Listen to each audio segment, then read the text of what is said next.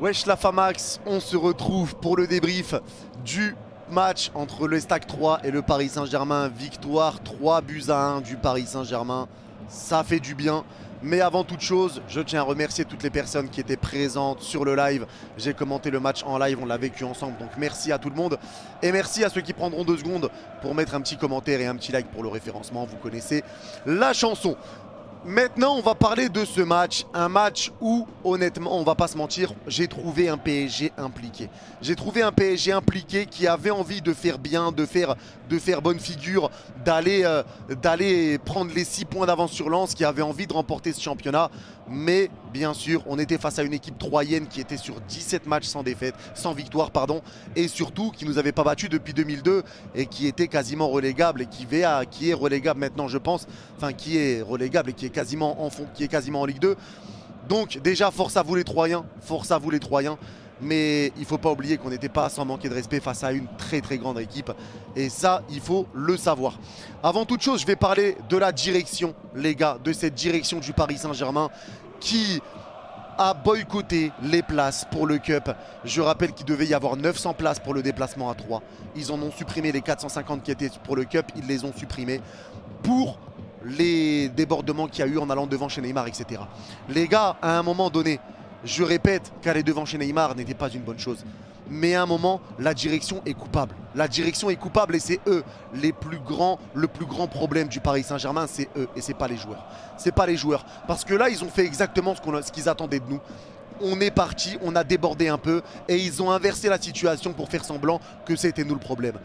Bloquer le Cup, mais vous avez pas honte. Et ça se dit direction. Ça se dit direction du Paris Saint-Germain. Ça bloque le Cup. Ils ont pas honte. Ils ont pas honte. Cette direction doit partir parce que là, ils sont en train de manquer encore une fois de plus au vrai Paris Saint-Germain parce que le PSG, les gars, n'existe plus. Ne nous voilons pas la face. Le PSG n'existe plus. Ce qu'ils sont en train de faire, c'est inadmissible.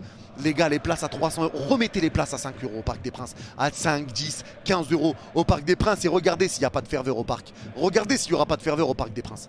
Regardez s'il n'y en aura pas. Mais ils nous détruisent petit à petit. Ils nous détruisent petit à petit et je trouve ça inadmissible d'inverser la situation alors que les problèmes, c'est eux. Le problème, c'est la direction du PSG et ils ont réussi à retourner le truc pour faire croire que c'était le Cup, que c'était les supporters. Bref, c'était la petite aparté. Je maintiens que la direction doit quitter ce club. Maintenant, pour ce match et pour ces joueurs, je tiens... je vais parler joueur par joueur encore une fois. Donnarumma, bon, pas grand chose à dire de Donnarumma. Il fait une belle parade en première mi-temps. Mais le but qu'on encaisse quand on mène 2-0, il est clairement pour lui. C'est de sa faute. Il croit qu'il va récupérer la balle. Mais Chavalrin passe devant. On sait qu'il est très fort sur sa ligne. Mais balle au pied et dans les anticipations, c'est un petit peu plus compliqué. La défense centrale, Marquinhos, Danilo et Sergio Ramos. Masterclass de Sergio Ramos. Je le prolonge d'1 an. Il faut le prolonger d'1 an. Parce que cette saison, il nous fait énormément de bien. Sergio Ramos, il aime le PSG et il le montre et il ne s'en cache pas. Il veut prolonger, il est prêt à baisser son salaire pour prolonger. Il faut le garder une année de plus. Il va nous faire du bien. Hors blessure, bien évidemment, mais monstrueux. Encore une fois, Sergio Ramos, très gros match de sa part. Pareil pour Danilo Pereira, il a été exceptionnel, j'ai rien à dire, Beaucoup de récupération de balles très haute, un bon pressing, une bonne défense, il a été stable. Le mur Danilo Pereira, le mur qu'on connaît, il a été irréprochable. Et c'est pareil pour Marquinhos que j'ai trouvé, bon, on peut lui reprocher quelques actions, mais un manque de sérénité, clairement un manque de sérénité de la part de Marquinhos, mais il n'a pas été mauvais et ça se ressent. Parce qu'on fait 31 frappes contre 7 pour 3. Et ça n'existe plus depuis longtemps. D'habitude, on fait 15 frappes, on en subit 15. Et ça fait du bien de voir le PSG jouer comme ça. Alors oui, on a marqué 3 buts. Seulement, ça suffit pour la victoire. On s'est fait peur en fin de match. Mais Fabien Ruiz a réussi à marquer le 3e pour nous faire souffler très rapidement. Mais ça fait du bien, ça fait du bien. Et on ne peut pas s'en cacher que ça fait du bien de voir le PSG jouer comme ça avec de l'envie. Ça fait du bien. Honnêtement, ça fait du bien. Donc... Je peux pas trop me plaindre et en même temps, on espère que ça continuera pour la suite. Maintenant, Zahir Emery sur le côté droit qui ne joue pas à son poste. Je le répète, il a joué piston droit. Son poste est milieu de terrain, il a joué piston droit aujourd'hui. Il a été monstrueux. Mettez du respect sur Zahir Emery. Et Galtier, t'es coupable de ne pas avoir fait jouer Zahir Emery beaucoup plus souvent et de titulariser Soler et Ruiz à sa place. Il y en a qui vont dire que oui, c'est parce que c'est 3 en face. ce n'est pas la première fois que Zahir Emery prouve de quel niveau il est. Zahir Emery est monstrueux, en plus je crois qu'il est encore à l'école.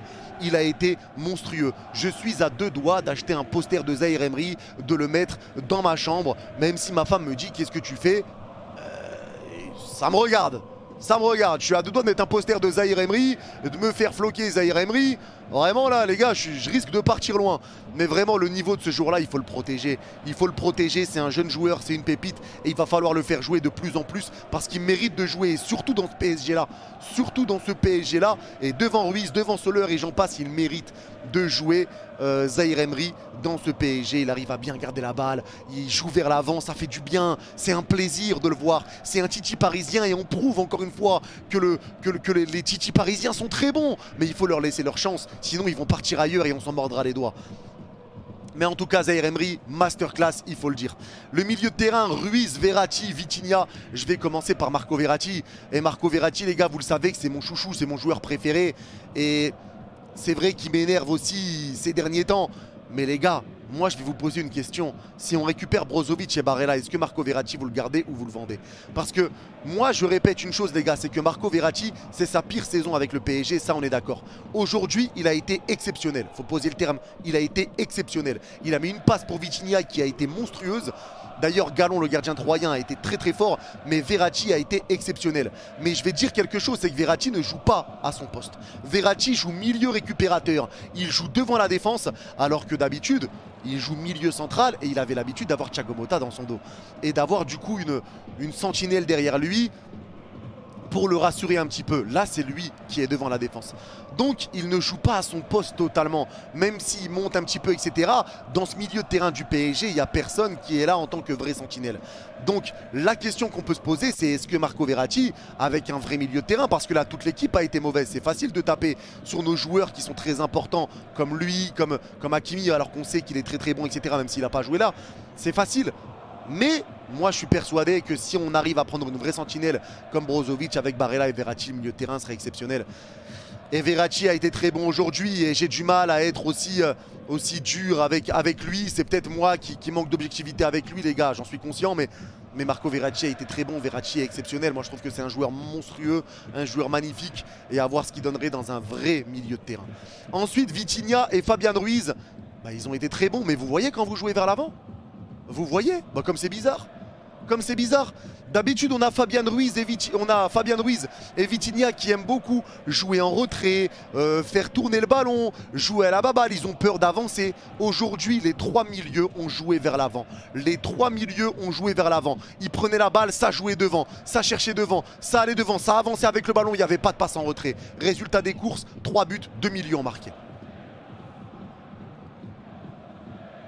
Coïncidence? Je ne crois pas. Je ne crois pas. Vitinha a été très bon, joué vers l'avant, il a mis une passe D un petit peu avec la barre qui remet le ballon à Mbappé et un but chanceux aussi avec l'arrêt de Galon, ça revient sur son pied et ça rentre. Mais but quand même sur la super passe de Verratti d'ailleurs. Mais Vitinha a été bon, ça a bien joué vers l'avant, Fabian Ruiz c'était pareil, je l'ai trouvé bon aujourd'hui Fabian et ça fait du bien, j'espère que ça va leur redonner confiance parce que là ils ont bien joué vers l'avant, même si encore une fois il y avait une équipe qui était à 17 matchs sans victoire et qui est en Ligue 2 quasiment.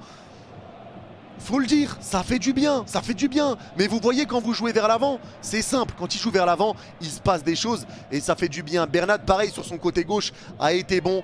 Bernat a été bon, il a fait son match sans non plus être exceptionnel. Bernat a été bon, il a récupéré des ballons, il a bien joué offensivement. Surtout offensivement, il a mis un petit double contact à un moment donné. J'ai cru voir Ronaldinho là quand je regardais vite fait, mais bon, c'était pas lui. On s'est vite rendu compte que c'était pas lui, mais voilà, bon petit match de la part de Juan Bernat. Mbappé, je l'ai trouvé bon. Il aurait pu être servi encore une fois mieux même à certains moments, mais Ekitike le servait mal. Alors, Ekitike, j'ai pas envie de le fracasser.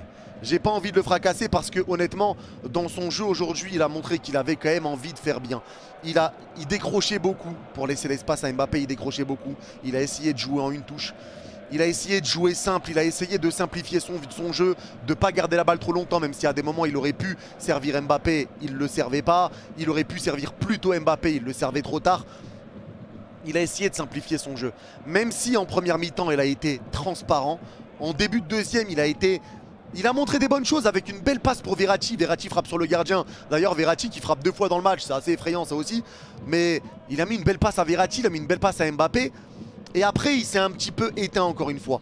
Moi, les gars, il y a 2 choses qui me viennent en tête. C'est que déjà, j'ai pas envie de le fracasser parce que c'est bon, on en a assez fait sur lui et j'ai assez parlé sur lui.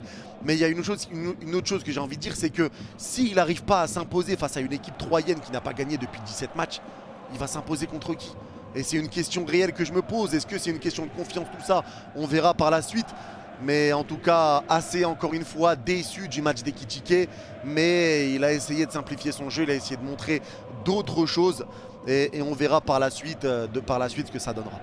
En tout cas, voilà, c'était une victoire qui fait du bien parce qu'on reprend 6 points d'avance sur Lens et 8 sur Marseille. Il reste 4 matchs, on doit gagner 2 matchs et faire un nul pour être champion officiellement. Donc on verra ce qui se passera, on rejoue samedi contre Ajaccio. Mais la victoire fait du bien. Au-delà de tout ça, la victoire fait du bien. Il va falloir que ça bouge du côté de la direction parce que là, c'est inadmissible tout ce qui est en train de se passer. C'est inadmissible de faire passer les supporters ou le Cup pour des méchants. Alors que sans le Cup, les gars, on le sait très bien qu'il n'y a aucune ambiance au Parc des Princes. On entend les mouches voler sans le Cup. Remettez les places à 15 €. Remettez les places ne serait-ce que pour un match. Les places à 15 € et vous verrez si le Parc des Princes ne revient pas en termes d'ambiance au niveau des plus grandes ambiances de France, aux côtés de Lens, de Marseille, etc.